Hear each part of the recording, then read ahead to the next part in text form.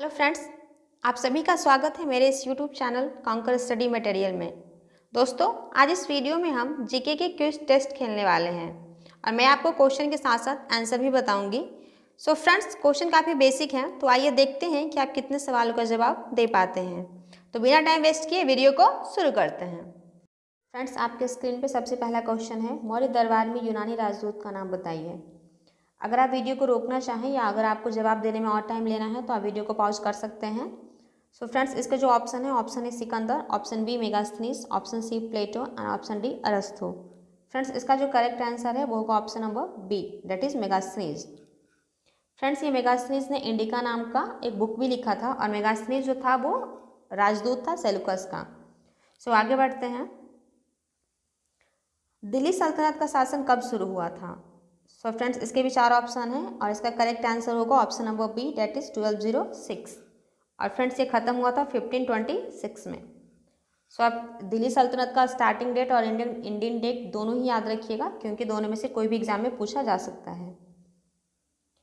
So next is question number 3, Bharat में चमड़े के टोकन मुद्रा को किसने पेश किया था? फ्रेंड्स, इसके भी चार ऑप्शन है, अकबर, मोहम्मद बिन तुगलक, बाबर एंड हुमायूं। फ्रेंड्स, इसका जो करेक्ट आंसर है वो होगा option number B, that is Mohammad bin Tughlaq.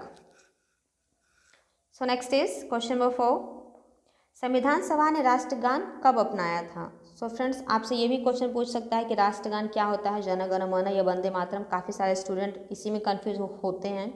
So friends, राष्ट्रगान जो है वो जन गण मन है और इसके चार ऑप्शन है कि राष्ट्रगान कब अपनाया गया था। सो फ्रेंड्स, इसका जो करेक्ट आंसर है वो होगा option number C, that is 24 Jan 1950। और राष्ट्रगान लिखा किनके द्वारा गया था? That is Rabindranath Tagore. तो आप ये नाम भी याद रखिएगा। So next is question number 5, Bharat का राष्ट्रपति एक अभिन्न अंग है। ये काफ़ी सिंपल क्वेश्चन है फ्रेंड्स, इसका करेक्ट आंसर होगा option number A, that is संसद यानी कि पार्लियामेंट।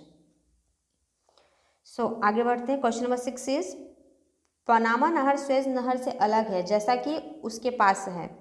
इसका चार ऑप्शन है, option A lock system, option B छोटा मार्ग, ऑप्शन सी व्यस्त मार्ग एंड ऑप्शन डी कम व्यस्त मार्ग। फ्रेंड्स, इसका जो करेक्ट आंसर है वो होगा option number A, that is lock system. और फ्रेंड्स, ये जो कैनाल है ये आपको अटलांटिक ओशियन और पैसिफिक ओशियन के बीच में मिलता है। तो आपसे ये भी क्वेश्चन पूछ सकता है कि पनामा कैनाल जो है वो किन दोनों ओशियंस के बीच में आता है। तो वो आप देख लीजिएगा, एक तरफ पैसिफिक ओशियन है और दूसरी तरफ अटलांटिक ओशियन है। फ्रेंड्स, क्वेश्चन नंबर 7 इज, वह क्षेत्र जो किसी बड़े संरचनात्मक परिवर्तन के लिए प्रतिरोधी हैं कहलाते हैं।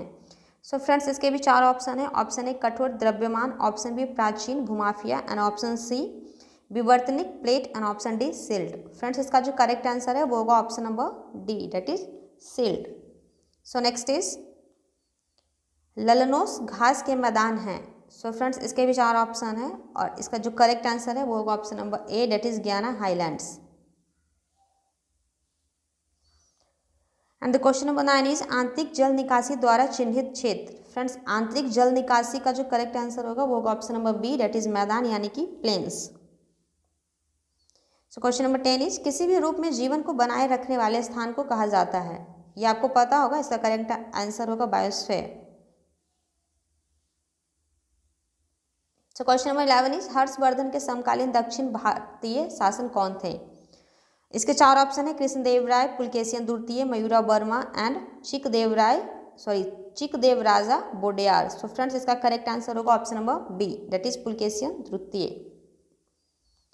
सो क्वेश्चन नंबर 12 इज, नप्पे एक तरह का है। सो फ्रेंड्स, इसका जो करेक्ट आंसर है वो होगा त संरचनाएं यानी कि फोल्ड।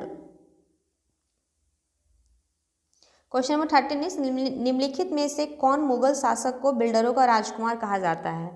सो फ्रेंड्स, ये आपको पता होगा कि बिल्डरों का राजकुमार यानी कि प्रिंसेस ऑफ बिल्डर शाहजहां को कहा जाता है।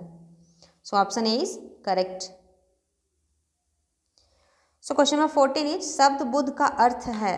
इसके चार ऑप्शन है, एक प्रबुद्ध, एक पथिक, एक विजेला और एक मुक्तिदाता। फ्रेंड्स, इसका जो करेक्ट आंसर है वो होगा option number A, that is एक प्रबुद्ध यानी कि एनलाइटमेंट।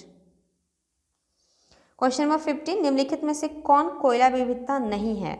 इसके चार ऑप्शन है, डोलोमाइट, पीट, lignite and bituminous. So friends, इसका करेक्ट आंसर है option number A, that is dolomite. So next is 1917 के लिए जाना जाता है। सो फ्रेंड्स 1917 जो है वो रूसी क्रांति यानी कि द रशियन रेवोल्यूशन के लिए जाना जाता है। So option B is correct. Question number 17, निम्नलिखित में से किस मुगल शासक ने अपनी जन्म गाथा फारसी में लिखवाया? सो फ्रेंड्स इसके भी 4 ऑप्शन है, शाहजहां, बाबर, अकबर और जहांगीर। सो फ्रेंड्स इसका करेक्ट आंसर होगा option number D, that is Jahangir. Jahangir ने अपनी जन्म गाथा फारसी में लिखवाई थी। सो क्वेश्चन नंबर 18 इज दुनिया में कौन सा देश आधिकारिक तौर पर देश की प्रगति के उपाय के रूप में सकल राष्ट्रीय खुशी यानी कि ग्रॉस नेशनल हैप्पीनेस की घोषणा करता है? फ्रेंड्स इसके 4 ऑप्शन है, Bhutan, Nepal, Myanmar and Sri Lanka. So friends इसका करेक्ट आंसर होगा भूटान। ऐसा करने वाला भूटान पूरे वर्ल्ड में पहला कंट्री है। सो क्वेश्चन नंबर 19 इज निम्नलिखित में से कौन सा देश कैस्पियन सागर के साथ अपनी सीमा साझा नहीं करता है? सो इसके 4 ऑप्शन है, option A Kazakhstan, option B रूस, option C Pakistan and option D Iran. So friends इसका करेक्ट आंसर होगा option number C, that is Pakistan. और कैस्पियन सी के साथ 5 कंट्रीज जो है वो साझा करती है।